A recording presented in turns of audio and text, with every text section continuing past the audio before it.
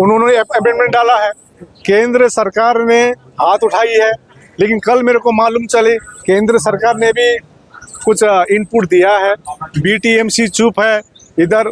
तो आज हम लोग यही बात करने आए हैं, जैसा अभी पार्लियामेंट चल रहा है। पिछले साल किरण रिजिजू जी के साथ मेरा जब मुलाकात हुआ था तो किरण रिजिजू ने एक चीज कहा था, लामा जी आप लोग का मांग एकदम सही है, हम लोग का मांग सही है। और चेयरमैन भी बुद्धिस्ट होना होगा, तो उन्होंने कहा था। तो मैं किरण रिजिजू जी से अनुरोध करना चाहता हूँ, आप जो कार्य बोले थे प्रधानमंत्री जी को बोलिए, प्रधानमंत्री जी को बोलिए।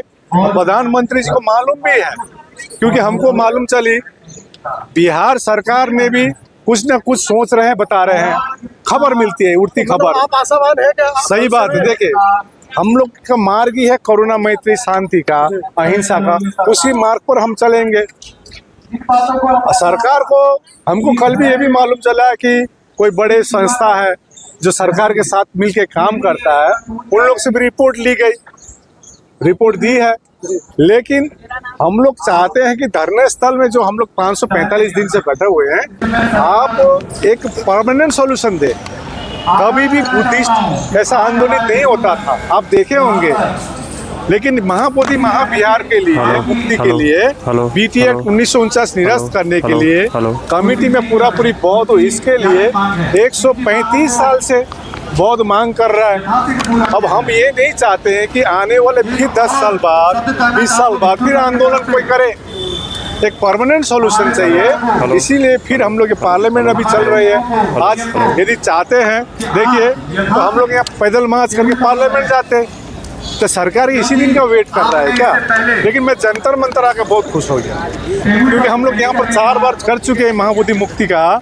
इस बार मैं देखा बहुत परिवर्तन है, डेमोक्रेसी लग रहा है, आशा लग रहा है कि सरकार भी हमारी बात सुनेगी, न्यायालय भी सुनेगी। 23 तारीख को आप एक बड़ा प्रोटेस्ट कर रहे हैं। 23 तारीख को पटना में हम लोग भूख हड़ताल बैठ रहे हैं 5 दिन का। 23 तारीख को पटना में हम लोग ने एक आह्वान किया सीएम ऑफिस के सामने, तो आप लोग सभी आइए वहाँ पर, ये अनुरोध कर रहे हैं। निवेदन दे रहे, चेतावनी दे रहे सरकारों को। आज के साक्षरता से क्या कहना चाहेंगे? देखिए अब बात ये है, आप गार्जियन है, गार्जियन से निवेदन ही किया जाता है। आज चाहते तो आकाश लामा भी 57 देश घूम सकता था।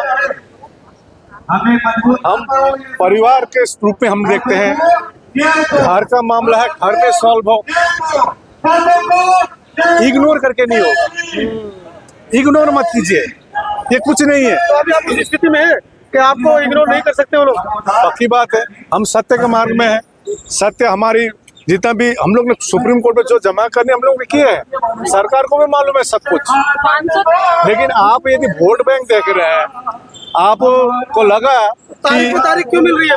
आपको लग रहा है कि हमारे भारत में 80% जेएनजी है जो 35 साल से नीचे है, तो जंतर मंतर ने दिखा दिया, तो आप आगे वीडियो में आ गए। ये उम्मीद मत कीजिए। लामा जी, आप कह रहे हैं कि सत्य के मार्ग पर आप चल रहे हैं और सत्य कहीं ना कहीं जीतता है, लेकिन 543 दिन हो चुके हैं आप लोगों को बैठे हुए बोध गया, फिर भी सरकार अभी तक आपको क्यों नहीं देख पाई?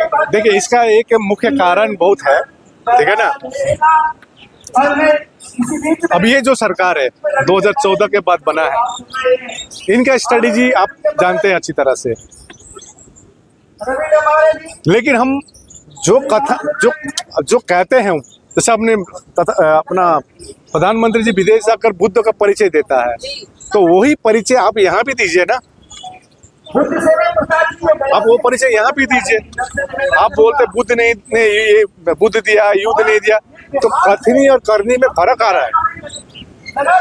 हम तो बार बार करें कि भाई हम लोग को परमानेंट सॉल्यूशन चाहिए, और यहाँ पर पॉलिटिकल विल, इच्छा शक्ति की कमी हो रही है। आप वोट बैंक देख रहे हैं, बौद्ध नहीं है, लेकिन हम तो बहुत खुश हैं। 545 दिन का होने का मतलब क्या है? हमारे दिन दिन में हमारे लोग जागृत हो रहे हैं। आप देख रहे परिवर्तन भारत में क्या हो रहा है। उत्तर प्रदेश में देख लीजिए आप, इस बार के इलेक्शन में भी कुछ दिखने मिलेगी आप लोग को। समझे ना बात। तो हमारा कहना कि हमारे लोग और जागृत हो रहा है। आज मान लीजिए आप साक्य समाज से हैं, आप वहाँ पर पासवान है जी, यादव जी है या कुशवाहा जी है, उस प्रकार से ये जाग रहे, अपने इतिहास जान रहे, बच्चे लोग इतिहास जान रहे हैं, समझो। तो ये आंदोलन से तो हमको फायदा ही हो रहा है, नुकसान तो कहीं नहीं हो रहा है। तो हम यही अनुरोध यहाँ पर दिल्ली में आने का मुख्य कारण यही है।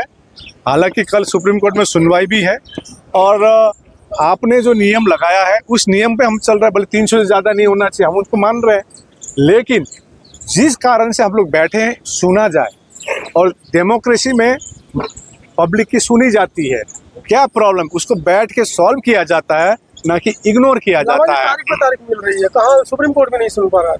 अब आपको तो मालूम है सब कुछ, कोर्ट में कौन बैठा है, राहुल गांधी जी ने तो बोल ही दिया कल उस दिन प्रयागराज में, कोर्ट में कौन बैठा है, लेकिन हम उस पर नहीं जाएंगे। हम सत्य में काम करेंगे, हमारे मेरिट में काम करेंगे।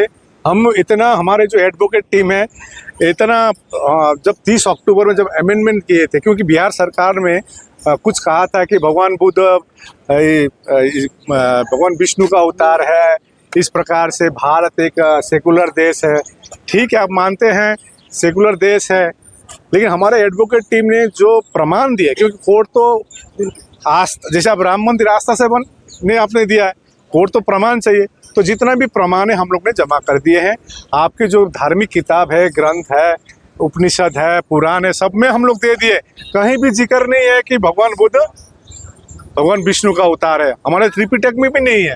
तो हमको अपने मेरिट पे काम करना होगा और न्यायालय को न्यायालय अच्छी तरह से न्याय दे, यही हम आशा करने के लिए हम लोग यहाँ पर इतनी बारिश में हो, इतनी, आप जानते हैं आप लोग बोधगया में आए, कितनी ठंडी थी, कितनी बारिश हो, तभी हम लोग छोड़ने वाले नहीं है। ये क्लियर मैसेज हम देने आए हैं। धन्यवाद।